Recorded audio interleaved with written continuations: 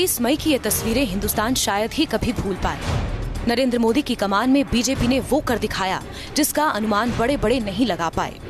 मोदी के सामने पूरा विपक्ष था। मोदी ने मानो इस चुनौती को पूरी तरह ध्वस्त कर दिया और जीत के आंकड़े के साथ कहलाए मोदी 303। इस बार हमने वो भी रिकॉर्ड तोड़ दिया जी।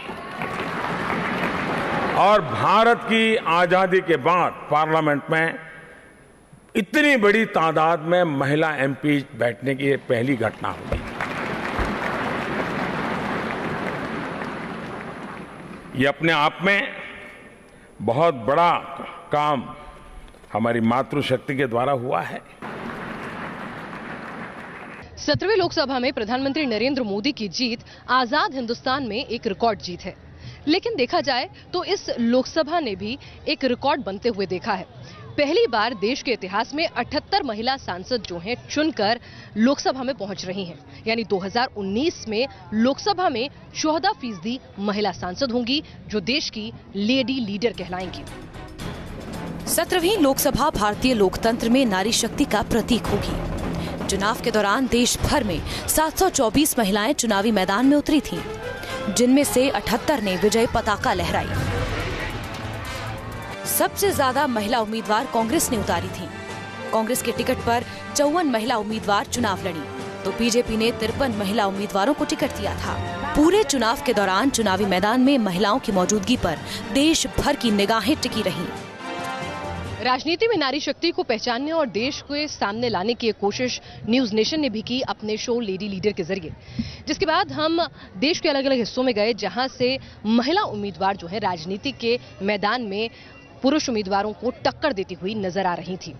ऐसे में हमने उनके सफर को करीब से जानने और समझने की कोशिश की और ये देखा किस तरह से शक्ति और भक्ति का संगम कही जाने वाली नारी शक्ति जब राजनीति के अखाड़े में उतरती है तो किस तरह से मंझी हुई राजनेत्री बन जाती है। नारी के अंदर मातृत्व का स्नेह भी है, परिवार समाज की जिम्मेदारी भी, नारी जननी भी है और नारी पालक भी। और अब यही नारी शक्ति भारतीय लोकतंत्र की शक्ति स्तंभ भी होगी। Team news nation.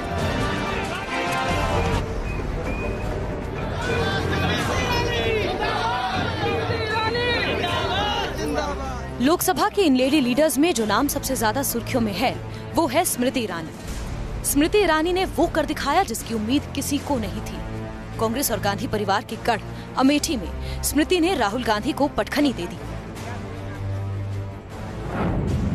Smriti Irani ने राहुल गांधी को 56,000 से ज्यादा वोटों से शिकस्त दी है। लेडी लीडर के शो में हमने सफर तय किया अमेठी का, जहां पर राहुल गांधी के सामने टक्कर दे रही थी स्मृति ईरानी। 2014 के चुनावों में वो राहुल से शिकस्त खा चुकी थी, लेकिन बावजूद इसके स्मृति ने अमेठी के लोगों से रिश्ता नहीं तोड़ा। उनके दुख दर्द को समझा, बार बार अमेठी आती रही और कड़ी मेहनत करती रही, जी जान से जुटी रही, जानते हुए इसके कि गांधी परिवार की पैतृक सीट है, यहाँ पर राहुल गांधी को टक्कर देना आसान नहीं होगा। लेकिन अंततः 2019 के जब नतीजे आए तो मेहनत रंग लाई और जीत स्मृति की हुई। स्मृति ईरानी ने अमेठी को मानो अपना घर ही मान लिया। वो लोगों से घर घर जाकर मिलती।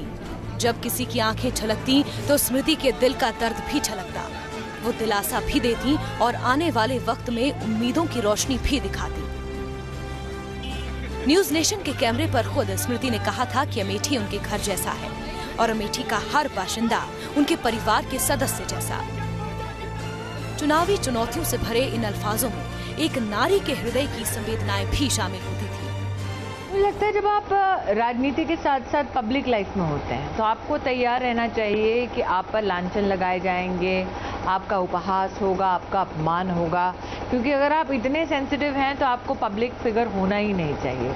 और आज एक मल्टीमीडिया के ज़माने में पहले प्रहार अखबार से होता था, आज अखबार, चैनल, रेडियो हर चीज़ है, फिर इंटरनेट भी जुड़ गई है। तो आपको तय करना है कि आप में कितनी क्षमता है प्रहार सहने की, और आपको तय करना है कि आप जब लक्ष्य की ओर चल रहे हैं तो वो प्रहार आपको आपके रास्ते से हटाते हैं या आपके रास्ते पर आपको अडिग रखते हैं। अमेठी भी स्मृति के स्नेह को नहीं भूली। केंद्रीय मंत्री होने के बावजूद स्मृति अपने चुनावी क्षेत्र के साथ हमेशा जुड़ी जो रही थी। स्मृति ने अप्रत्याशित नतीजे दिए तो जीत के बाद फिर एक बार स्मृति ने अमेठी को तहे दिल से शुक्रिया अदा किया।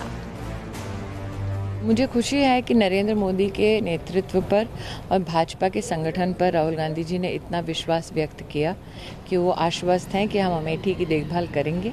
यही विश्वास अमेठी ने भी आज अपने वोट के माध्यम से दिया। मैं अमेठी की जनता के प्रति अपना आभार व्यक्त करती हूँ। 5 साल हारने के बाद रही, अब जीतने के बाद 5 साल उनकी सेवा करूँगी, ऐसा आश्वासन भी दिया। और वो जानते हैं कि एक बार ज़बान दी तो ज़बान रखूँगी। अमेठी की विजेता, बीजेपी की मणिकर्णिका, गांधी परिवार के गढ़ को जीतने वाली दुर्गा। सोशल मीडिया पर स्मृति ईरानी को ऐसे ही तमगों से नवाजा जा रहा है, और वो भी क्यों ना, अमेठी के कण कण तक स्मृति जो पहुंची थी। 2019 के लोकसभा चुनाव के प्रचार के दौरान एक तस्वीर अमेठी से आई जो खूब सुर्खियों का सबब बनी। ये तस्वीर थी स्मृति ईरानी खेत में लगी हुई आग को बुझा रही थी। दरअसल गर्मी की वजह से एक खेत में आग लग गई अमेठी में, और उससे कुछ ही दूरी पर स्मृति ईरानी की चुनावी सभा हो रही थी। चुनावी सभा को छोड़कर स्मृति तुरंत खेत की तरफ दौड़ पड़ी। वहां पर जो मजदूर थे, किसान थे, उनकी मदद करने के लिए, और लग गई आग बुझाने के काम में। तब लोगों ने देखा कि कैसे स्मृति एक जमीनी नेता है और उनकी हर दुख सुख में साथ खड़ी है। कोई नेता अगर जनता के लिए खतरा तक मोल ले तो फिर वो नेता नहीं रह जाता, वो जन जन के दिल में घर कर जाता है, मानो जनता का अपना हो जाता है। और यही प्यार, यही सम्मान स्मृति को विजय शिखर तक ले गया। स्मृति ईरानी जन जन के प्यार से चुनी गई लोकसभा की लेडी लीडर बन गई। Team news nation. 7वीं लोकसभा में संसद के भीतर और बाहर स्मृति ईरानी का अलहदा भी एक और नाम चर्चा में रहेगा, वो होगा साध्वी प्रज्ञा का।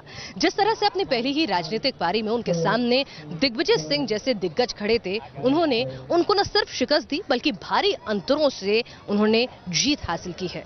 लेकिन साध्वी सिर्फ अपनी इस बड़ी जीत की वजह से ही याद नहीं रखी जाएंगी, बल्कि अपने विवादित बयान और विवादों के चलते भी उनका नाम सुर्खियां बटोरता रहेगा।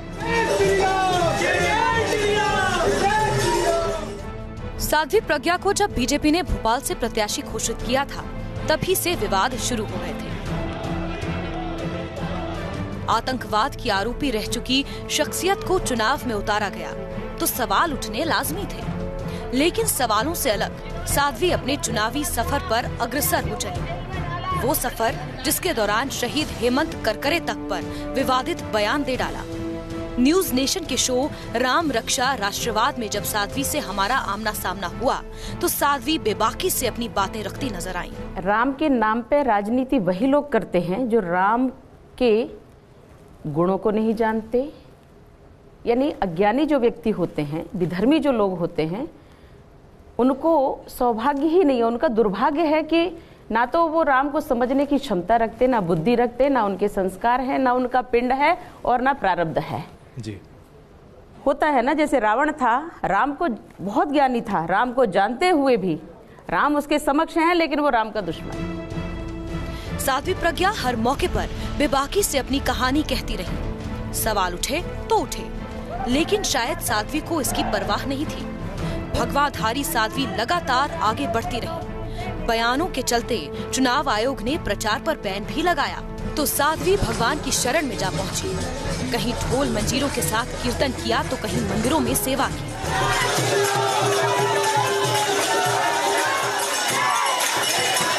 साध्वी प्रज्ञा की छवि कहिए या उनका अंदाज ही कहिए कि भगवाधारी करने वाली साध्वी मुस्लिम बहुल इलाकों में भी प्रचार करने पहुंची। मौका पड़ा तो बाइक पर सवार होकर भोपाल की सड़कों पर भी घूमी। बैन के दौरान भी हम साध्वी प्रज्ञा के साथ मौजूद रहे, और जिस तरह से उन्होंने कभी मंदिर के प्रांगण में झाड़ू लगाई तो कभी गायों को चारा खिलाया। साध्वी की हर कोशिश यही जता रही थी कि वो अपनी पहचान जो है पग पग पर साबित करती रहेंगी। सवालों के बावजूद भी साध्वी ने अपनी पहचान को बनाए रखा और वो लोगों को जवाब देते रहीं कि वो झुकेंगे नहीं। चुनाव प्रचार के दौरान साध्वी के नारी हृदय की एक तस्वीर भी नजर आई, जब साध्वी उमा भारती से मिलने पहुंची थी। लगा मानो दो बहनें सालों बाद मिल रही हों। दोनों एक दूसरे के गले लगी और कुछ पलों तक आंखों से पानी बहता रहा। साध्वी का ये प्रचार, उनके ये जज्बात मानो जनता के दिल में घर कर गए और जनता ने उन्हें जीत से नवाजा।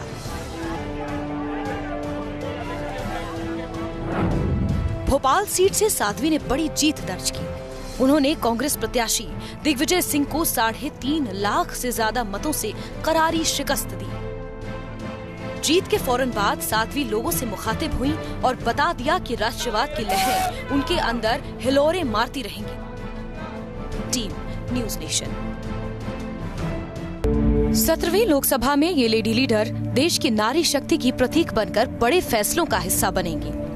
घर घर से संसद तक नारी की शक्ति और उसका समर्पण अब दुनिया देखेगी। लोकसभा में इन लेडी लीडर में एक ऐसा ही नाम है हेमा मालिनी।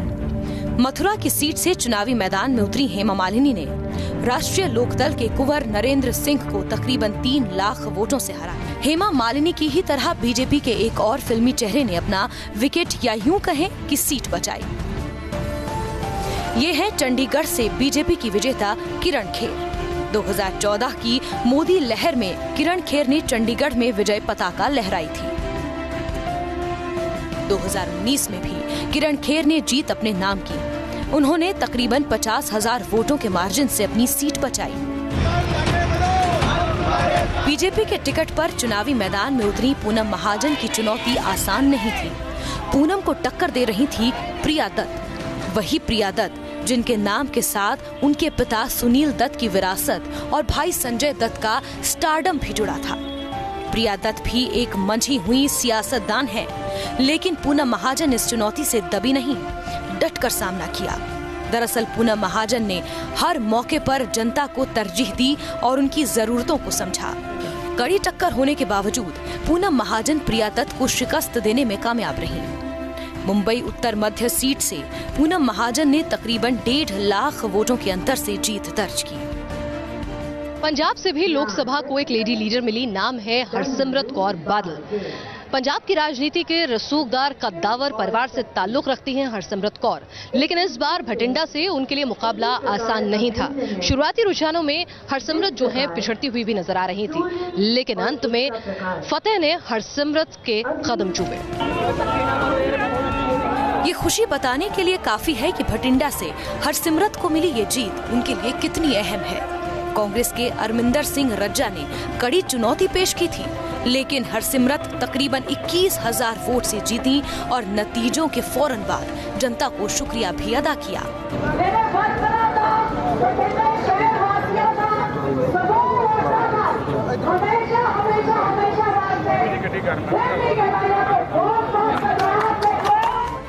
ये वो लेडी लीडर हैं जो अगले 5 साल देश की दशा और दिशा तय करेंगी। ये लोकतंत्र में नारी शक्ति के दम का प्रतीक है। Team news nation.